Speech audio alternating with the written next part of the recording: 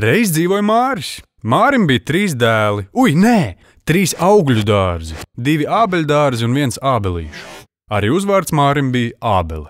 Kādu dienu pēc ilgām pārdomām, sarunām ar uzticamiem padomdevējiem un biznesa plāna sastādīšanas, Māris Ābele nolēma dibināt uzņēmumu un ieguldīt līdzekļus ābeļdārzu attīstībā. Gāja laiks, ziema nomainīja pavasaris, tad vasara. Pienāca rudens, ilgi gaidītais ābolu laiks ar tādu ražu, kādu nevienam pat sapņos nebija rādījusies. Tomēr prieki bija īsi. Ne jau Mārim vienīgajam Latvijā ābolu gads.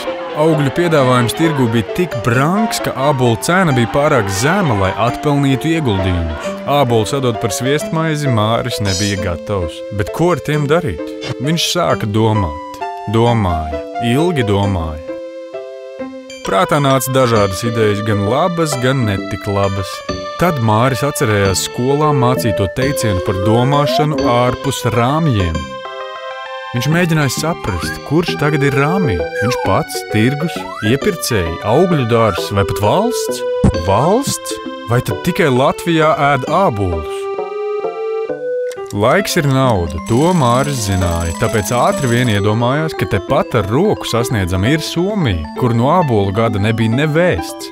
Somijas uzņēmums Biezenītis bija gatavs ne tikai pusi karaļvalsts sadot, lai tiktu pie Māra gardajiem āboliem, bet arī ābolu transportēšanu samaksāt.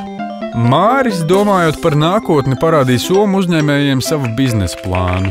Tā viņam izdevās noslēgt ilgtermiņa sadarbības līgumu. Partneri Somijā bija priecīgi noslēgt vienošanos ar Māri, norādot, ka sadarbība starp valstīm, kuras lieto vienādu naudu, ir ērtāka, lētāka un tāpēc īpaši veiksmīga. Tas Mārim ļaus samazināt izmaksas, jo viņam vairs nebūs valūtas maiņas izdevumu un tāpēc ar laiku būs vairāk naudas biznesa paplašināšanai. Tad varēs arī plānot, ar kuras vajadzības īstenošanu sākt, vai gan dārza instrumentus, gan jaunas ābelītes, gan nolgot kādu palīgu. Arī uzņēmums Biezenītis jutīsies droši, jo Māris lieto tādu pašu naudu, kādu lieto Somijā, un tā būs vieglāk un ērtāk plānot kopīgo biznesu ne tikai vienam gadam, bet vairākiem gadiem uz priekšu. Partneri, redzot Māra aprēķinus, nolēma ieguldīt naudu Māra biznesā, lai iecerētā peļņa appusēji būtu vēl lielāka un ātrāk sasniedzama. Māris saprata, ka eiro viņam būtiski atvieglo biznesa un tirdzniecības darījumu veikšanu ar ārvalstu partneriem. Tagad Māris Ābele dzīvo cepuri kuldams. Saprotams, ne tik vienkārši. Tomēr galvenais, ka viņš var darīt to, ko prot vislabāk. Rūpēties par saviem mīļajiem augļu dārziem un plānot jaunus biznesa darījumus ar partneriem gan Latvijā, gan arī ārvalstīs.